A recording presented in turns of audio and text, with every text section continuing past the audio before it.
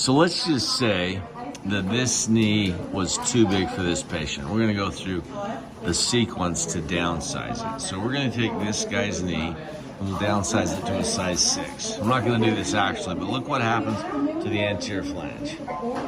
You cut into the anterior part of the femur. That's called notching. We don't wanna do that.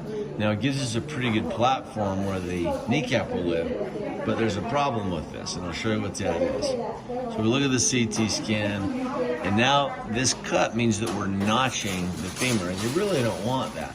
If we roll this around, you can see also where the kneecap lives, we'd have to cut too much of the distal femur away. So the way we get around that is that we flex the femur. And as we do that, you can see that it will undo this notching, and that's really what we're looking at, is right here, this notching right there that we're trying to get away from. And we'll flex it down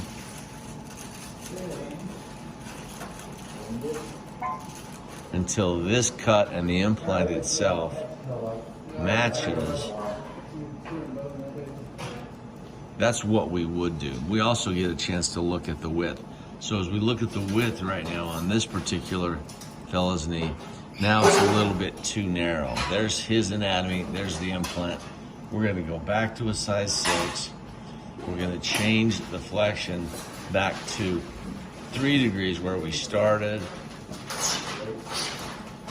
We'll check the footprint, that looks good. We'll look at where the patella lives, and that looks spot on perfect.